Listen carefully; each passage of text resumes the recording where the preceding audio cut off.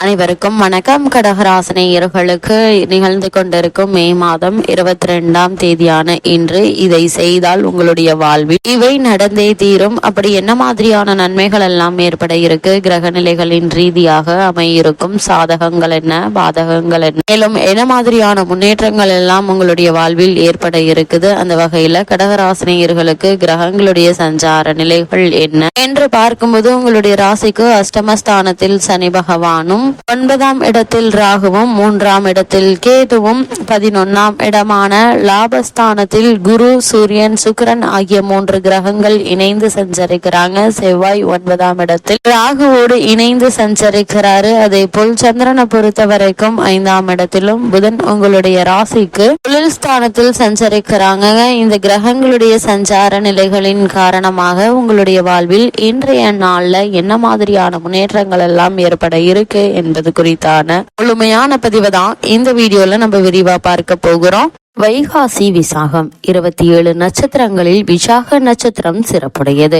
குரு பகவானை அதிபதியாக கொண்ட நட்சத்திரங்களில் 2வதாக இருப்பது விசாகம். முருகப்பெருமானின் அவதார நட்சத்திரம். இதன் முதல் 3 மாதங்கள் துலாம் ராசியிலும் 4வது பாதம் விருச்சிக ராசியிலும் அமைந்திருக்கும். விசாகம் நட்சத்திரத்தில் பிறந்தவர்கள் தராசு போல இருப்பார்கள். நீதிக்கும் நேர்மைக்கும் மிகுந்த முக்கியத்துவம் தருவார்கள். இரக்க குணம் இருக்கும். மன அடக்கமும் புலனடக்கமும் இருக்கும். அழகிய தோற்றம் கொண்ட, கொள்கைகளில் உறுதி, வேத சாஸ்திரங்களில் புலமை கொண்டு சிறந்த ஆன்மீகவாதிகளாகவும் பிரசித்தி பெற்று விளங்குவார்கள். விசாக நட்சத்திரத்தின் பெயர்தான் வைகாசி மாதமாக மாறியது. விசாக நட்சத்திரத்தில் சந்திரன் பிரவேசிக்கும் நாள் பௌர்ணமியானால் அது வைகாசி மாதமாகும். வைகாசி மாதம் மிக விசேஷமானது. ரிஷபராசி மாதம் என்று சொல்வார்கள். சூரியன் ரிஷபராசியில் பிரவேசிக்கும் காலம் வைகாசி மாதம். அந்த மாதம் முழு நிலவு நாளில் சந்திரன் விசாக நட்சத்திரத்தில் துலாம் ராசியில் இருக்கும்.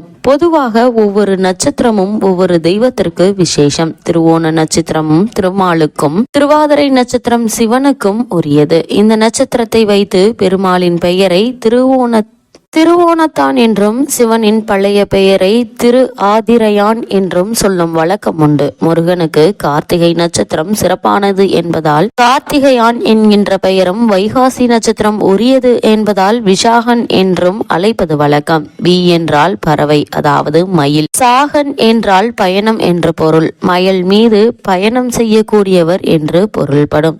விசாகர் எழுதிய 18 புராணங்களில் ஸ்காந்தம் எனும் கந்த புராணமே மிக பெரியது. 1,00,000 ஸ்லோகங்களை கொண்டது. மற்ற எல்லா புராணங்களும் சேர்ந்தே 3,00,000 ஸ்லோகங்கள் தான். ஆனால் முருகனின் பெருமையை இந்த புராணம் விளக்குகிறது. பரமேஸ்வரன் இமவான் மகளாகிய உமையை மணக்கிறார். பிரம்மனிடம் பெரும் வரம் வாங்கிய சூரபத்ரனால் துன்புறுத்தப்பட்ட தேவர்கள் சிவனிடம் முறையிடுகின்றனர். அவரும் தேவர் துயர் தீர்க்க ஒரு குமாரனை தருவதாக வாக்களிக்கிறார். 5 திருமுகங்களோடு அதோ முகம் கொள்கிறார். 6 திருமுகங்களிலும் உள்ள 6 நெற்றி கண்களிலும் 6 பொறிகள் கிளம்புகின்றன. அந்த பொறிகளை வாயுவும் அக்னியும் ஏந்தி வந்து சரவண பொய்கையில் சேர்த்து விடுகின்றனர். அப்பொய்கையில் பூத்த 6 தாமரை மலர்களில் இந்த பொறிகள் 6 குழந்தைகளாக மாறுகின்றன. இந்த 6 குழந்தைகளையும் கார்த்திகை பெண்கள் 6 பாலூட்டி வளர்க்கின்றனர். இந்த கார்த்திகனை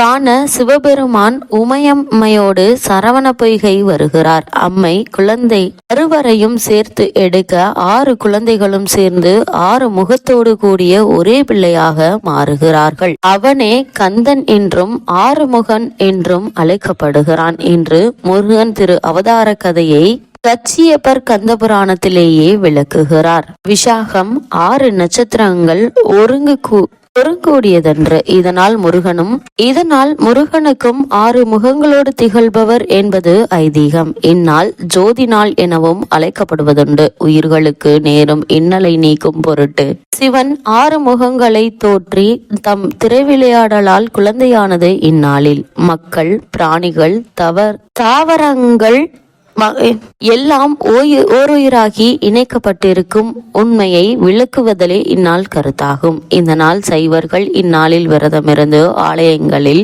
சிறப்பாக கொண்டாடுபவர்.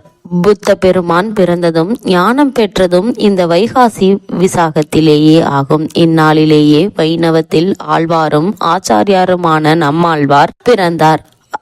திருநகரி, திருக்கண்ணபுரம், காஞ்சிபுரம் முதலிய திருத்தலங்களில் வைகாசி பிரம்மோற்சவம் மிக வெவ்வேறு சிறப்பாக நடைபெறும். இந்நாளில் ஆறுமுகனை வழிபடுவதற்கான காரணம் என்ன என்று பார்க்கும்போது, கந்தனை ஆறுமுகனாக வழிபடுவதற்கான காரணத்தை திருமுருகாற்றுப்படையில் நக்கீரர் விளக்குகிறார். உலகை பிரகாசிக்க செய்ய ஒரு முகம், பக்தர்களுக்கு அருள ஒரு முகம், வேள்விகளை காக்க ஒரு முகம், உபதேசம் புரிய ஒரு முகம், தீயோரை அழிக்க ஒரு முகம், பிரபஞ்ச நன்மைக்காக வள்ளியுடன் சேர்ந்திருக்க முகம். அதனால் தான் சரவணபவ எனும் 6 எழுத்து மந்திரத்தால் வேலனை வலம் வந்தது துதிக்கிறோம் என்கிறார் நக்கீரர்.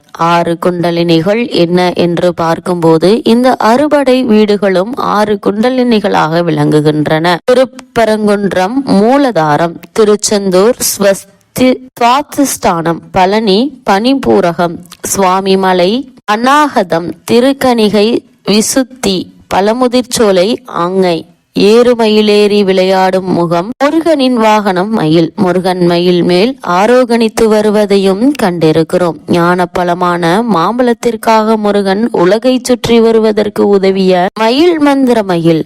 சூரசம்ஹாரத்தின் போது இந்திரன் மயிலாக உருமாறி முருகனை தாங்கியது தேவ மயில். சூரனை 2ஆக பிளந்து வந்த மயில் அசுர மயில். சின்னஞ்சிறு விளையாட்டு பிள்ளையாக ஏறுமயிலேறி விளையாடும் முருகனை மாயூரத்தை அடுத்த நனிப்பள்ளி என்னும் தலத்தையே செப்பு சிலை வடிவத்தில் தரிசிக்கலாம். திருப்பத்தூர் அடுத்த குரு சீலாப்பட்டு அருகே அமைந்துள்ளது மயில்பாறை முருகன் கோவில். இக்கோவில் அடர்ந்த வனப்பகுதி நடுவில் மயில்கள் ஆடும் சோலைவனமாக அமைய பெற்றிருக்கிறது. எனவே இதற்கு மயில்பாறை என பெயர் பெற்று விளங்குகிறது. தெய்வானை திருமணத்தை விட வள்ளி திருமணம் விசேஷம். தெய்வானை முருகனுக்கு திருமணம் செய்து கொடுத்தார்கள். ஆனால் வள்ளியை திருமணம் செய்து கொள்ள முருகனே தேடி வந்தான். நாடகங்களிலும் வள்ளி திருமணம் சிறப்பு. அருணகிரிநாதரும் வள்ளியை மனம் புணர வந்த முகம் ஒன்று என்று இந்த திருமணத்தையே முதன்மையப்படுத்தி பேசுகிறார். முருகனுக்கு வள்ளி கணவன் என்ற பெயர் உண்டு. கன்னியாகுமரி மாவட்டம் நாகர்கோவிலில் இருந்து சுமார் 15 கிலோமீட்டர் தொலைவில் உள்ளது வேளிமலை குமார கோயில். முருகப்பெருமான் வள்ளிக்கும் இடையே காதல் வேள்வி நடந்த மலை என்பதால் இதற்கு வேள்வி மலை என்று பெயர். இதுவே பின்னர் வேலிமலையாக மருவியது. வள்ளியை முருகப்பெருமான் காதலித்த காலகட்டம். அப்போது வள்ளியின் உறவினர்கள் வள்ளியை தேடி அங்கே வர வள்ளியுடன் இருந்த முருகப்பெருமான் வேங்கை மரமாக மாறினார் என்கின்றது புராணம். எனவே இங்கு வேங்கை மரத்திற்கு சிறப்பு உண்டு. வருடந்தோறும் இங்கு வைகாசி விசாக திருவிழாவில் 6ஆம் நாளன்று மஞ்சள் தடவிய தாளில் எழுத பெற்ற வள்ளிக்கு சொந்தமான உடைமைகளின் விவரம் போர்டு ஊழியர் ஒருவரால் இங்கு வாசிக்கப்படுகிறது. இங்கு பல வகை காவடிகள், துலாபாரம், பிடிப்பணம், கையளவு காசு, வாரிசிடுதல், குழந்தைகளுக்கு பெயர் சூட்டுதல், சோறூட்டுதல், காதுகுத்து, மாவிளக்கு ஏற்றுதல், உப்பு மிளகு காணிக்கை செலுத்துதல், அரிசி பயிறு வகைகள், காய்கறிகள், பழங்கள் காணிக்கை செலுத்துதல், அங்க பிரதட்சணம், மயில்களுக்கு பொறிகடலை தானியங்கள் வழங்குவது போன்ற நேர்ச்சை வழிபாடுகள் நடக்கின்றன. கோவிலில் இருந்து சுமார் 1/2 கிலோமீட்டர் தொலைவில் உள்ள ஒரு குகையை வள்ளி குகை என்பர். முருகப்பெருமான் வள்ளி திருமணம் இந்த பகுதியில் நடந்ததாக கருதப்படுகிறது. முருகன் வள்ளி திருமண சம்பவத்துடன் தொடர்பு கொண்ட திணைப்புணம், வள்ளி சோலை, வண்டச்சோலை, வட்டச்சோலை, கிழவன் சோலை ஆகிய இடங்கள் உள்ளன. வள்ளி தேவி நீராடிய சுனை அருகே பாறையில் விநாயகர், வேளவர், வள்ளி தேவி ஆகியோரது புடைப்பு சிற்பங்களை நம்மால் காண முடியும். கோவில்பட்டி அருகே உள்ளது கழுகுமலை. இங்கு கோவிலில் உள்ள முருகன் 6 கரங்களுடன் மயில் வாகனத்தில் அமர்ந்து அருள் பாலிக்கிறார். இங்கு முருகனின் இடப்பக்கத்தில் மயில் உள்ளது. ஆலயத்தில் உள்ள 100 தூண்களிலும் ராமர் மற்றும் ஆஞ்சநேயரின் உருவங்கள் காட்சியளிக்கின்றன. விராலிமலை மூலவர் சண்முகர் மயில் மீது அமர்ந்து கிழக்கு நோக்கி தரிசனம் தருகிறார்.